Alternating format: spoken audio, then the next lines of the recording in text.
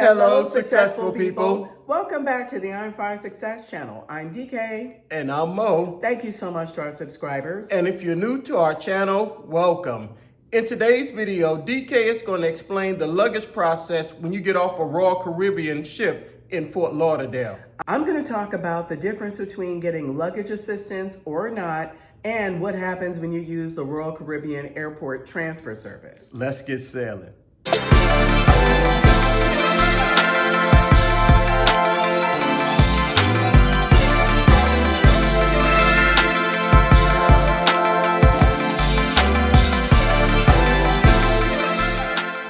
Mo and I went on Royal Caribbean's Oasis of the Seas late March, early April 2025. I'm going to share how the disembarkation process went for us. I'm going to go over what happens when you use luggage assistance and what happens when you don't. And I'm going to talk about where to eat on that last day, as well as what happens if you use the Royal Caribbean airport transfers like we did. Okay, let's get into the video. It's the end of the cruise and you have some decisions to make about whether you want to use luggage assistance or whether you would like to keep your own luggage with you and handle getting off the ship with your luggage. Let's first talk about luggage assistance. What is it and how does it work? Generally speaking, luggage assistance is the opposite of what happened when you got on the ship.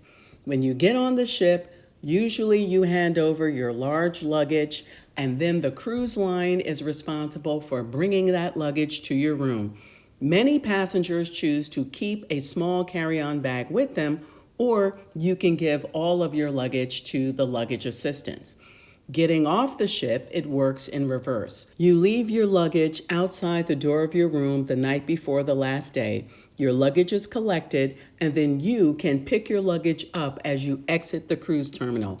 You get to walk around the ship, have breakfast, take your last pictures without dealing with any large luggage. However, many people do still choose to keep a small carry-on with them on their last day. I've prepared a chart to give us a better look at how this works. First, I need to let you know that at least 2 days before your last day, you will receive bag tags that will be numbered, and you will receive explicit instructions from Royal Caribbean delivered to your room so that you will have details on everything that I'm generally describing to you today. I do have a sample of 2 of the documents that I received from my cruise. But the top row is luggage assistance in general that I just described. You leave your luggage outside the door of your room the night before. On my sailing, it was by 10 p.m. And you pick up your luggage as you exit the cruise terminal. This is after you have left the ship. There's going to be a designated assembly area that you will be assigned to based on your tag number, as well as an assigned departure time. So the assembly area, for instance, might be the Royal Theater. There is no cost for using this general luggage assistance option. As you are exiting the cruise terminal, the bags are going to be corralled and arranged based on the tag number. And much like the gentleman in this photo, you will walk up, you may have your carry-on with you, you will see your bag where it is in the designated area based on your tag number, and there will be lots of people there to be able to help you locate where your bag is in this area. Here's an example of the sheet that I got on my cruise where it shows you the tag numbers on the left, the departure lounge or gangway location in the middle, and the time that you are assigned to depart based on your tag number. When you are there in the assigned assembly area, someone will call off bag tag numbers by groups, and that's how you know it's time for you to get up and get off the ship so that your bag will be there waiting for you as you depart the cruise terminal. The next row is luggage assistance, and you have paid for Royal Caribbean's airport transfer service. I'll go into that in more detail a little bit later on, but if you do use the Royal Caribbean airport transfer service, you still can have luggage assistance, which will work the same way as in general. So what happens to your bags are the same if you're using luggage assistance. The only thing that's different is that your assigned time to leave the ship and your assembly area is going to be based on the timing of your flight. So you're going to be grouped into early transfer times or later transfer times. And it also depends if you're leaving from Fort Lauderdale Airport or if you're leaving from Miami. The last category under luggage assistance is the Royal Caribbean Airline Luggage Check-in. I did not use this service and I wasn't aware that there was such a service, but also they will give you literature to describe what the service is and how to sign up for it. The airline luggage check-in is where you are asking Royal Caribbean to actually check your luggage in with your airline in advance. With this, you still have to leave the luggage outside of your room door for it to be collected. But as you can see here, that has a cost of $29 for the service of doing it, plus whatever baggage fees are associated with getting your luggage checked in at the airport. Although it seems like a nice service, I was not brave enough to try it. So if any of you have tried it, please drop a comment on this video and let us know how that went. It's in the chart, but I don't think I said that generally luggage assistance does not have a cost. Luggage assistance, if you're using the airport transfer service, also does not have a cost. The $29 per person charge is for the shuttle bus to the airport, not for the luggage assistance. But if you're using luggage assistance and you have the advanced check-in, now you are also paying a fee for that, as well as the airline check-in fees as well. And now let me emphasize one thing. You see there in the last row where it says optional for meet in designated assembly area.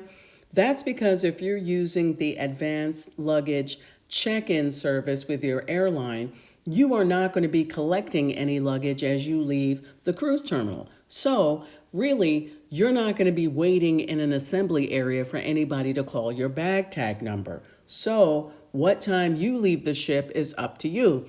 If you're going to have a shuttle that you've also arranged and you arrange that through Royal Caribbean, now you'll be leaving based on whether you have an early flight or a late flight. Or if you've made your own arrangements, you can get off the ship as soon as possible. It looks to be a fairly organized process, even though Mo and I didn't use it. As folks had already left the ship and they're exiting the cruise terminal, there's roped off areas based on the tag number, and it looked like the bags were already there. So if they called your number in the assembly area, it's because by the time you get to exit the cruise terminal, your bag should already be there. Now, I don't know what happens if they call your number, you get there and your bags aren't there. That's partially why Mo and I just keep our own luggage, because I really don't want to go through that. But looks like it works fairly well for those who use it. And now let's get into option 2, which is do it yourself. This is where you keep your luggage with you and you walk off the ship with your own luggage. Some people like doing this because they don't want to have everything done the night before by 10 p.m. in order to use luggage assistance. And there are folks that just like to have control of their own luggage as much as possible. Mo and I are like that, and that's why we did self-assist. Now, looking at this chart, it is the exact opposite of luggage assistance. You do not leave your luggage outside the room door the night before. You are not picking anything up from the cruise terminal because you have it. It is optional as to whether you're going to sit in any designated departure area, because there is a self-assist window of time between 7 and 8:30. So really, you don't need to sit in any departure lounge, and there is no cost to do it yourself. In this regard, self-assist is the best way to make sure that you are getting off the ship as early as possible if that's what you want to do. The situation where you would use self-assist but not be able to get off the ship as early as possible is if you have signed up for the Royal Caribbean Airport Transfer Service. Mo and I did this, and I'll tell you how this works. We signed up for the airport transfers through the Royal Caribbean app, and we paid $29 per person. Prior to the last day of the cruise, the instructions as well as tickets for airport transfers were delivered to our room. There are also bag tag numbers that we were given that correspond with whether we were getting on an early flight or a later flight, early being before 1 p.m., late being 1 p.m. or after, and whether we were leaving from Fort Lauderdale or Miami. Here's a tip. Keep that ticket handy because you will need to show it before you get on the airport shuttle bus. However, if you can't find your ticket, like I couldn't find mine, just locate the person who's out there that has the clipboard with a printout of all of the names on it. You'll also get numbered bag tags whether you're using luggage assistance or not. The bag tag numbers were assigned to a particular designated assembly area where we were to wait until our bag tag number was called. Then we would know to get on our particular assigned shuttle bus to the airport, and it was a big bus like in this picture. Once you get your bag tag numbers, you just look at the sheet, see whether you're assigned an early transfer to Fort Lauderdale or Miami by bag tag number or late transfer to Fort Lauderdale or Miami. Go to the designated assembly area and wait for your bag tag number to be called, at which time you get off the ship to get on your shuttle bus. A tip about using this service is that you see on the bottom of this paper, there's fine print that says that those departure times are based on the ship being cleared by customs first before anybody gets off the ship.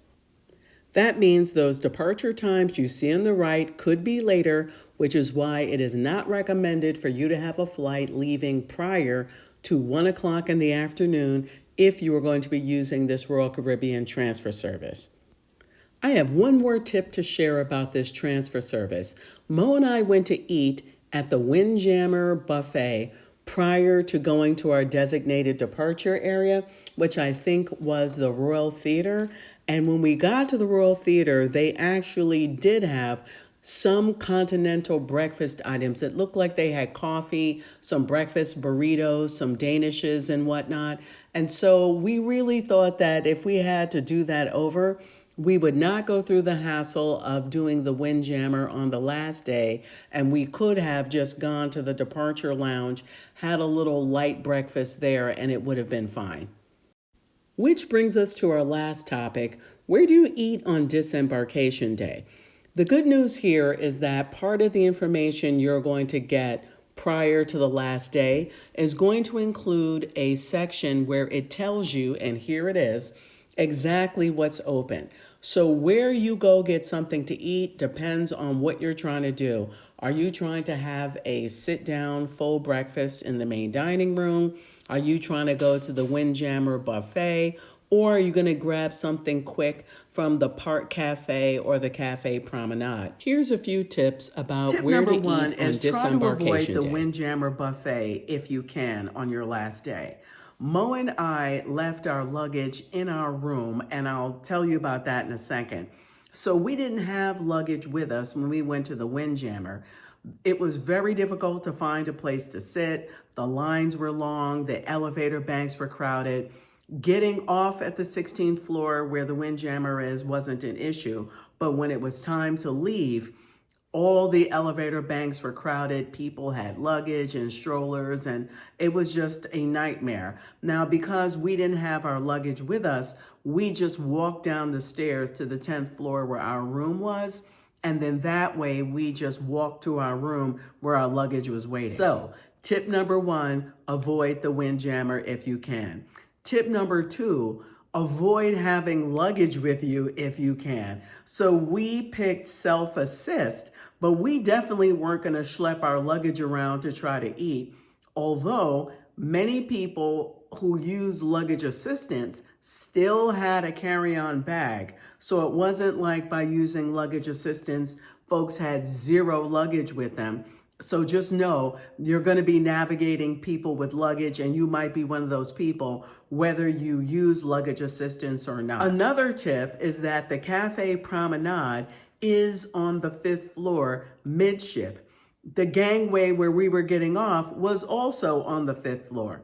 So if we would have gone to the Cafe Promenade instead of Windjammer, we could have brought our luggage with us. Now, I don't know that it still wouldn't have been substantially crowded, but you get my point. At least we would have then been walking off the ship and not trying to figure out how to get on the elevator when there was no way to get on an elevator on the 16th floor. Now, here's another tip. If you're using self-assist, you can just leave your luggage in the room like we did, go eat and come back. Now, here's the thing about that. They do start cleaning up and turning over these cabins pretty quickly. So I would say if you're going to do that like we did, get up early, eat early, come back and get your stuff so it's not still in the room when they've started cleaning up. I would observe around 8:39-ish, I think is when we came back. And they weren't in our room, but you could see they were already up and down the floor trying to get things together for the cruise ship to turn around and go somewhere else. Another tip, which I mentioned earlier, is, you know what? We could have just went right to our assembly area and had a perfectly decent continental plus, because I do think they had some breakfast burritos. So, and they had coffee, so that would have been fine too. And we could have skipped the Windjammer. Another tip is go by Cafe Promenade and the Park Cafe on days where they're serving breakfast. Even if you don't eat there, just go check out and see what they serve. Both places have ready-made sandwiches, coffee, drinks, and I know the Park Cafe also has pastries. I can't remember if Cafe Promenade does too, but go by and check it out. At least you'll know if that's an option for you on disembarkation. One more thing. Make sure you have your SeaPass card handy as you are exiting the ship. You will need to show that before you're able to get off the ship. I had mine buried in my purse somewhere and had to get off the line to find it. Don't do that. Keep it handy. As you exit the ship, they're going to ask you for it one more time. Thank you for watching. I hope you got some helpful information that'll help you if you're getting off a Royal Caribbean ship in Fort Lauderdale, Florida. Please subscribe for more content about new home construction and model home tours in and around San Antonio. And subscribe to continue to follow us as we continue to turn our new construction house into a home and give you more cruise and travel tips. As always, until next time, be peaceful, stay prayerful, and count your blessings.